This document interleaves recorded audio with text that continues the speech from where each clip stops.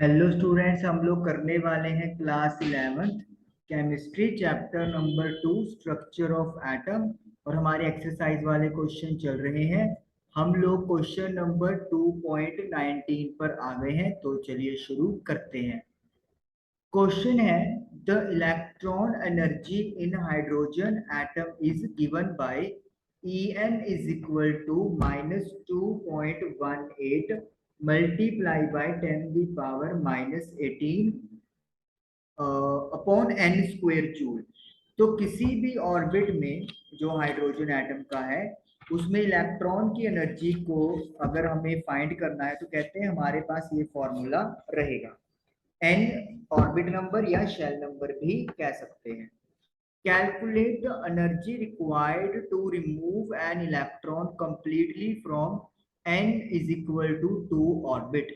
तो हम लोग सेकंड ऑर्बिट या शेल से इलेक्ट्रॉन को रिमूव करना चाहते हैं, तो उसके लिए आपको एनर्जी कैलकुलेट करनी है। पहला हमारा पार्ट यहाँ पर खत्म हुआ, तो हम लोग यहाँ पे पहले फाइंड आउट करते हैं। अभी इलेक्ट्रॉन हमारा सेकंड ऑर्बिट पे है। हमें जो फॉर्मूला दिया हुआ है nth ऑर्बिट में एनर्जी का, वो है -2.18 multiply by 10 the power -18 upon n square joule.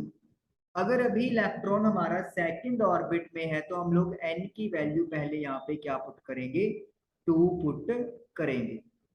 तो मैं n की जगह पर 2 पुट कर दूंगा, क्योंकि अभी इलेक्ट्रॉन सेकंड ऑर्बिट में है, तो मैं ये देखना चाहता हूं कि अभी इलेक्ट्रॉन के पास कितनी एनर्जी है।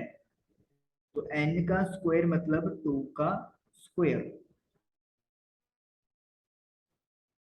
तो 2 का स्क्वायर 4 हो गया, मल्टीप्लाई 10 दी पावर -18 और साथ में माइनस लग जाएगा। अब इसको अपन सॉल्व करेंगे। 2.18 डिवाइडेड बाय 4, तो ये आ गया 0.545 मल्टीप्लाई बाय 10 दी पावर -18। जब मैं डेसिमल पॉइंट को राइट साइड शिफ्ट करूंगा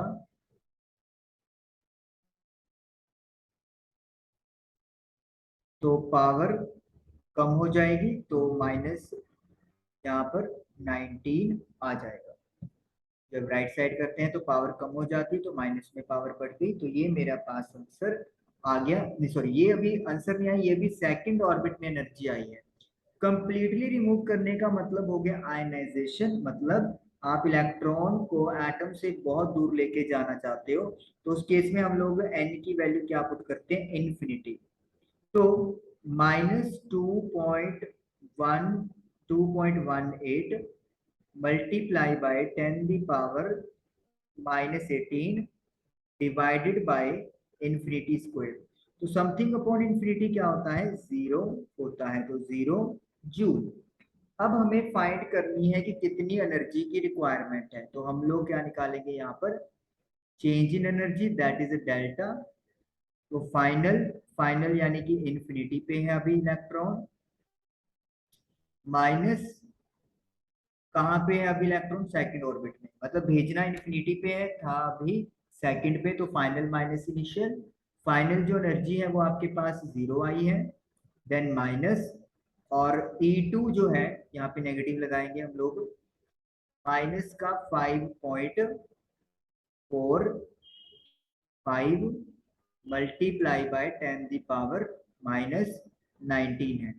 तो माइनस माइनस प्लस हो गया, तो 5.45 multiply by 10 the power -19 joule. तो ये मेरे पास आंसर आ गया कि इतनी एनर्जी जो है वो रिक्वायर्ड होगी इलेक्ट्रॉन को, ताकि वो सेकंड ऑर्बिट को छोड़ दे और इनफाइनाइट यानी कि कंप्लीटली आयनाइज हो जाए। नेक्स्ट है मेरे पास, what is the longest wavelength of light in centimeter that can be used to cause this transition। हमें कितनी वेवलेंथ प्रोवाइड करनी है लाइट की ताकि वो ये ट्रांजिशन पॉसिबल कर पाए, यानी कि उसे सेकंड ऑर्बिट से बाहर कर दे। तो हमें लाइट की वेवलेंथ कैलकुलेट करनी है, तो बहुत आसान है। यहाँ पे हम लोग क्या यूज करेंगे formula, delta E is equal to H nu. H Planck's constant है और न्यू हमारे पास फ्रीक्वेंसी है, लेकिन हमें वेवलेंथ की बात करनी है, तो हम लोग फ्रीक्वेंसी को यहाँ पे क्या लिख लेंगे, H C by lambda. C है speed of light in vacuum या एयर और अपॉन वेवलेंथ। तो वेवलेंथ यहाँ से कैसे कैलकुलेट होगी, H C divided by delta E. तो अब हम लोग इस फॉर्मूले में वैल्यू जो है वो पुट करेंगे। मैं इधर पहले इरेज कर देता हूं। तो h की value that is Planck's constant fix है, वो हमें पता है, तो हम लोग क्या पुट कर देंगे, 6.6 multiply 10 the power -34। c is speed of light, 3 multiply by 10 the power 8। और डेल्टा ई जो है वो मेरे पास है 5.45 मल्टीप्लाई बाय 10 दी पावर -90। अब हम इसको सॉल्व करेंगे। 6.6 मल्टीप्लाई 3 डिवाइडेड बाय 5.45, तो ये आपके पास आ गया 3.63 मल्टीप्लाई 10 दी पावर, पावर ऊपर माइनस का 34 है और प्लस का 8 है। जो 19 है वो ऊपर जाएगा प्लस हो जाएगा, प्लस का 19, तो ये मेरे पास बनेगा माइनस का 34 प्लस का 27, तो ये आता है -7। तो यहाँ पे लिख देंगे अपन 10 की पावर -7। ये मेरा जो आंसर है ये आया है मीटर्स में, कैसा यूनिट यूज हो रही है, तो ये मीटर में आएगा। सेंटीमीटर में कन्वर्ट करना है तो मुझे 100 से मल्टीप्लाई करनी पड़ेगी। 100 मतलब 10 दी पावर 2 से, तो ये बन जाएगा 3.63 मल्टीप्लाई 10 दी पावर -5 सेंटीमीटर। इस क्वेश्चन में जरूरी है सेंटीमीटर में कन्वर्ट करना, क्योंकि उन्होंने बोल दिया है कि find the wavelength of light in centimetre. तो इसीलिए अगर आप कन्वर्ट नहीं करेंगे तो आपके वहां पर एक नंबर डिडक्ट हो जाएगा। ओके, तो क्वेश्चन नंबर 2.19 हमारा डन हुआ। अब चलते हैं नेक्स्ट क्वेश्चन की तरफ।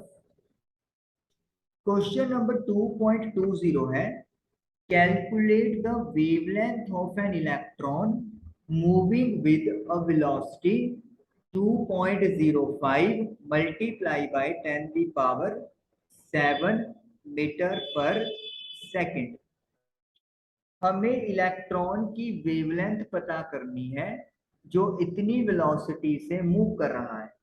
देखिए, जब अपन वेलोसिटी की बात करते हैं तो हमारे पास जो चीज पहली घूम के आती है वो आता है काइनेटिक एनर्जी। तो मैं यहाँ पे पहले काइनेटिक एनर्जी जो है वो फाइंड आउट करूंगा। अब आप लोगों के माइंड में ये क्वेश्चन डेफिनेटली घूम रहा होगा कि हम लोग काइनेटिक एनर्जी क्यों फाइंड कर रहे हैं। एक्चुअली काइनेटिक एनर्जी का जो है वो एक रिलेशन वेवलेंथ से भी होता है। Half mv² is kinetic energy, और जो मोमेंटम होता है p that is m into v, ये होता है। अगर मैं इसको स्क्वायर कर दूं तो ये बन जाता है m² v²। मैं यहाँ पे क्या करता हूँ, mv काइनेटिक एनर्जी को मैं क्या लिख सकता हूँ, 1/2 m इंटू v, और एक v को अलग लिख देते हैं आपका। तो काइनेटिक एनर्जी जो होता है, अरे यार नहीं नहीं नहीं, यहाँ पे गलत गलत गलत यूज कर लिया मैंने। एक्चुअली वेवलेंथ और वेलोसिटी के लिए हमारे पास डी ब्रोगली वेवलेंथ लगाएंगे, एच अपॉन एम वी। वो तो हमारे पास वी गिवन ही हो गया ना। ठीक है, तो डी ब्रोगली वेवलेंथ के इक्वेशन को यूज करेंगे, wavelength is equal to H upon M V. Direct हमारा आंसर निकल के आ जाएगा। एच होता है Planck's constant, 6.6 multiply by 10 the power -34। M is the mass of electron, क्योंकि इलेक्ट्रॉन की बात हो रही है तो फिर मास भी इलेक्ट्रॉन का लिखेंगे। 9.1 multiply by 10 the power -31। P is for velocity, 2.05 multiply by 10 the power 7। अब कैलकुलेशन करके देखते हैं अपन। 6.6 को 9.1 से डिवाइड करेंगे और डिवाइड करेंगे 2.05 से, तो मुझे मिल रहा है 0.354। 10 दी पावर, इसको सॉल्व करेंगे अपन तो माइनस का 34 प्लस का 31 और 7 माइनस का, तो ये आ गया -41 प्लस 31, तो ये बन गए -10, तो यानी कि 10 की पावर -10। अगर मैं डेसिमल पॉइंट शिफ्ट करता हूँ राइट साइड की तरफ, तो जो एक पावर है वो कम हो जाएगी, यानी कि -11, और ये मेरा बनेगा मीटर्स के अंदर। तो इस तरीके से वेवलेंथ जो है वो इजीली कैलकुलेट हो सकती है। काइनेटिक एनर्जी का फॉर्मूला तो तब यूज करेंगे अगर हमें काइनेटिक एनर्जी तो गिवन हो लेकिन वेलोसिटी नहीं पता हो, तो वहां से फिर वी कैलकुलेट हो जाता है, या कोई और रिलेशन हमें एस्टेब्लिश करना हो तो वो उसमें यूज होता है। ये आ गया मेरा आंसर। ओके, आप चलिए करते हैं क्वेश्चन नंबर 21। चलो,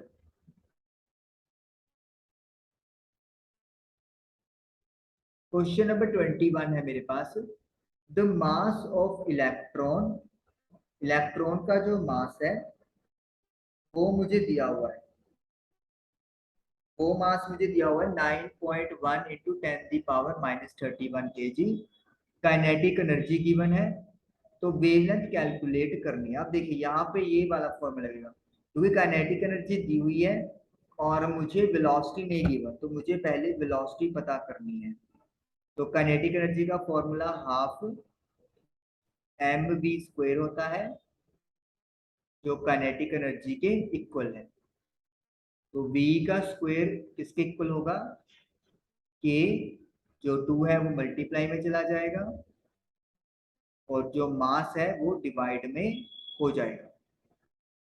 काइनेटिक एनर्जी मुझे कितनी गिवन है, 3 मल्टीप्लाई बाय 10 दी पावर -25, और नीचे है मास, तो इलेक्ट्रॉन की बात हो रही है तो इलेक्ट्रॉन का मास लिख देंगे 9.1 मल्टीप्लाई बाय 10 दी पावर -31। तो v का स्क्वायर इज इक्वल टू, इसको अपन डिवाइड करेंगे पहले। अब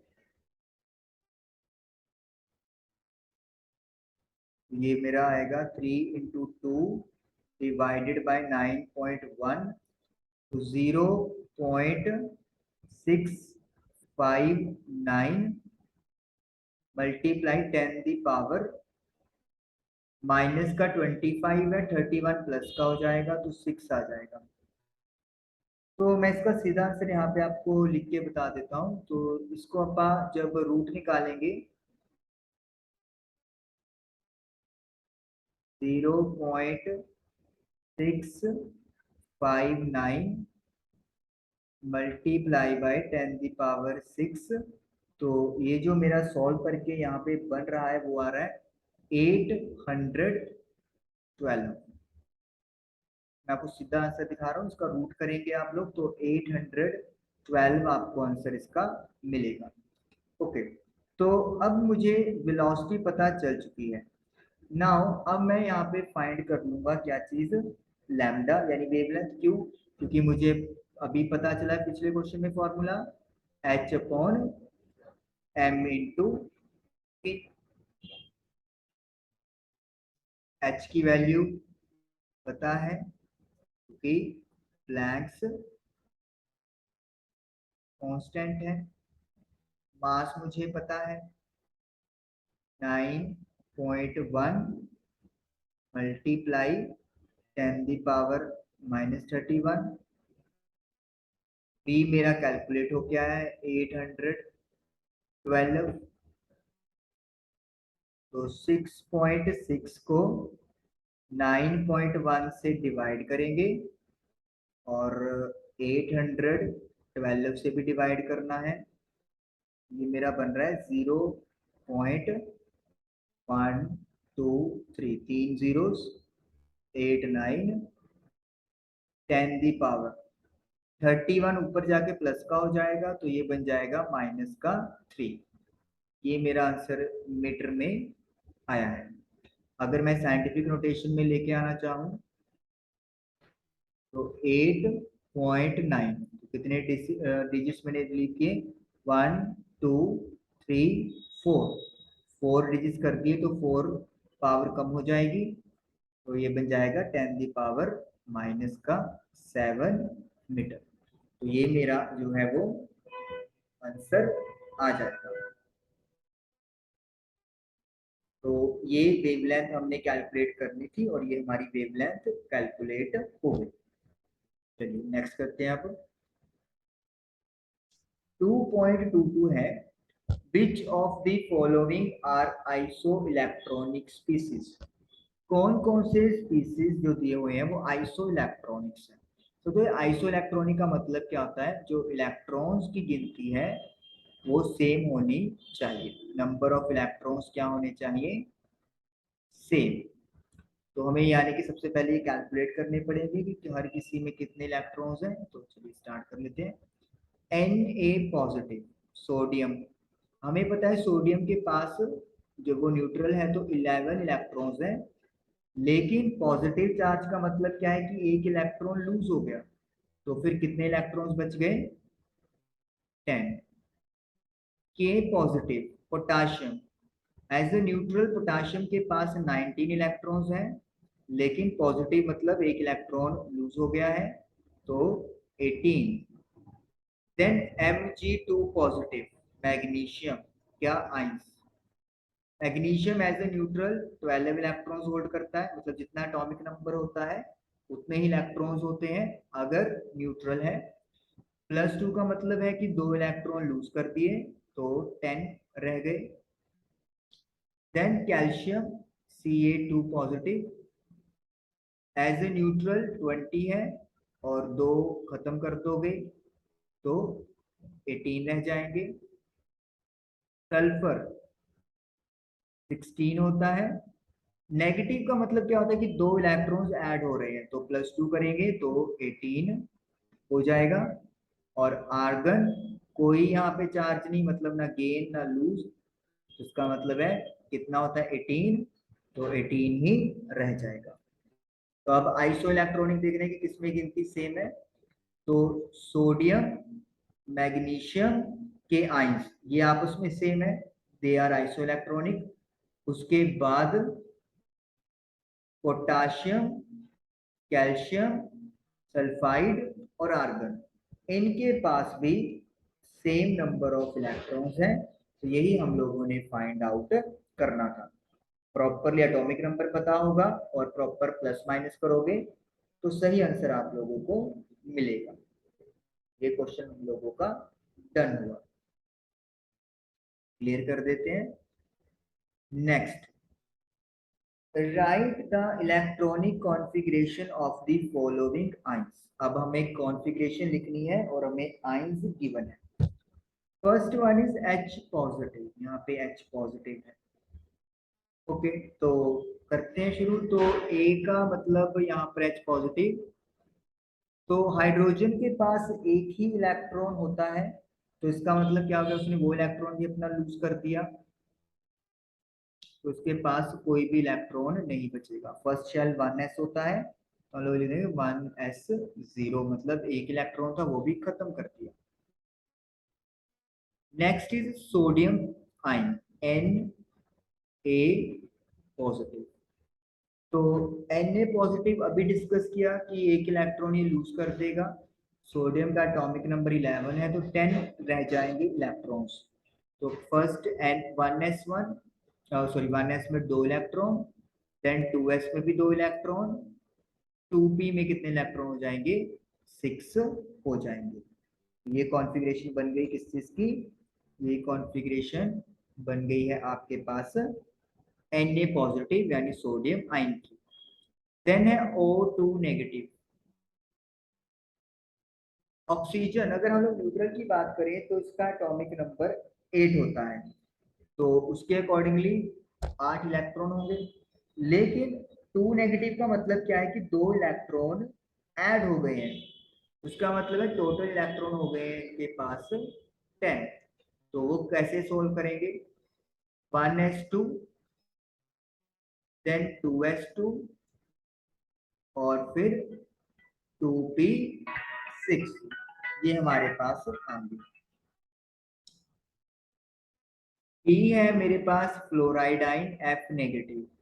फ्लोरीन का एटॉमिक नंबर 9 होता है, तो इसका मतलब 9 इलेक्ट्रॉन चले गए, लेकिन माइनस की वजह से इसका मतलब क्या है कि एक इलेक्ट्रॉन गेन हो गया, तो यानी कि 10 इलेक्ट्रॉन्स बन गए। तो यानी इसका कॉन्फ़िगरेशन क्या लिखा जाएगा हमारे अकॉर्डिंगली, 1s2 2s2 2p6। तो ये फ्लोराइड आयन का इलेक्ट्रॉनिक कॉन्फ़िगरेशन लिख दिया। तो पहला जो पार्ट है उन्होंने पूछा हुआ वो डन हो गया। सेकंड है, what are the atomic numbers of elements whose outermost electrons are represented by 3s1 2p3 and 3p5। तो पहला पार्ट अपना हो गया, इसको क्लियर कर देते हैं। अब सेकंड में पूछा है कि बताइए कि किन एलिमेंट्स का मतलब एटॉमिक नंबर बताइए जिनका बाहर वाला इलेक्ट्रॉनिक कॉन्फ़िगरेशन जो है वो 3s1 से रिप्रेजेंट होगा। पहले पार्ट में मैं ध्यान दे रहा हूं यहाँ पे। तो 3s1 तक पहुंचने के लिए हमें क्या करना पड़ेगा, 1s2 फिल करना पड़ेगा, 2s2 भी फिल हो गया, 2p में 6 होगा, और फिर जाकर 3s पे चलेगी गाड़ी और 1 इलेक्ट्रॉन। तो ऐड कर दो 2 4 10 11, तो यानी कि एटॉमिक नंबर क्या हो गया है, 11 हो गया है। यहाँ पे आपको पहले ही एक बात दिमाग में रख लेनी चाहिए, क्या वो ये बात है कि यहाँ पे आप न्यूट्रल एटम मान के चलोगे कि ना इलेक्ट्रॉन्स लूज हुए हैं और ना ही इलेक्ट्रॉन्स गेन हुए हैं, तो Z की वैल्यू 1 है। ओके, नेक्स्ट बी पार्ट करेंगे।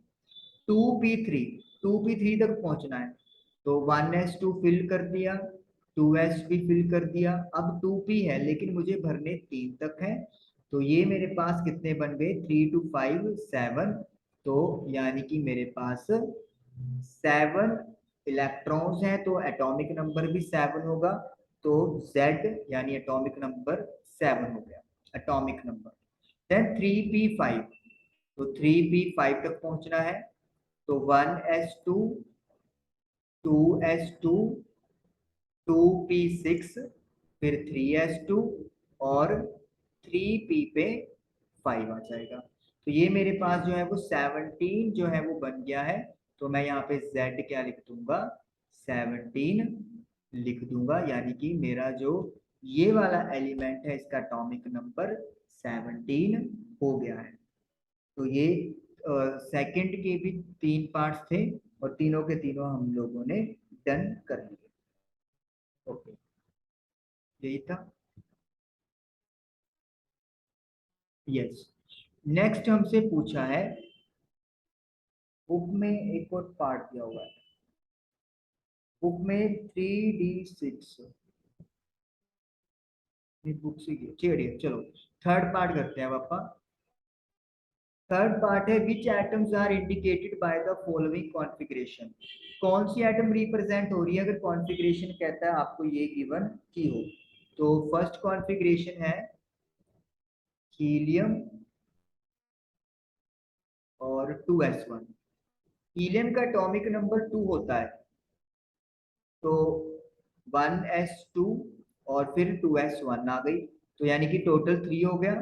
तो Z इज इक्वल टू 3 और 3 जो है वो किसका हो गया है, लिथियम का हो गया। तो लिथियम जो है वो रिप्रेजेंटेशन हो रही है इसकी। Next is B. बी है नियॉन, नोबल गैस। फिर उसके बाद 3s2 3p3। तो नियॉन आपके पास हो गया 1s2 2s2 2p6। फिर उसके बाद आता है 3s2 3p3। तो ये जो एटॉमिक नंबर है ये 15 को रिप्रेजेंट किया जा रहा है, और 15 एटॉमिक नंबर फॉस्फोरस का होता है। चाहे आप फुल नेम भी लिख दो, पहले फुल नेम लिख के फिर इसका सिंबल ब्रैकेट में डाल दियो, यहाँ पे भी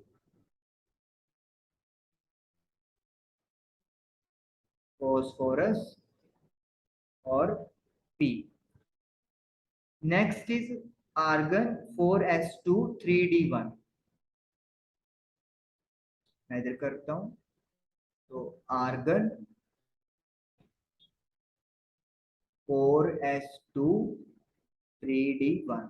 तो आर्गन की एक नोबल गैस है, एटॉमिक नंबर 18 होता है। तो 1s2 2s2 2p6 3s2 3p6। तो 18 तो आपके यहाँ पे हो गए। उसके बाद 4s2 यहाँ पे कहानी और 3d1 ये कहानी। तो 18 प्लस 2 20, यही बन गया 21। तो एटॉमिक नंबर 21 है, और एटॉमिक नंबर जो 21 है वो स्कैंडियम का होता है। Scandium, capital S small C. तो ये मेरे पास आ गया स्कैंडियम का इलेक्ट्रॉनिक कॉन्फ़िगरेशन। तो इस तरीके से क्वेश्चन नंबर 23 पे भी तीनों पार्ट्स हमारे डन हुए। आई होप आपको क्लियर हुए होंगे। Thank you for watching the video.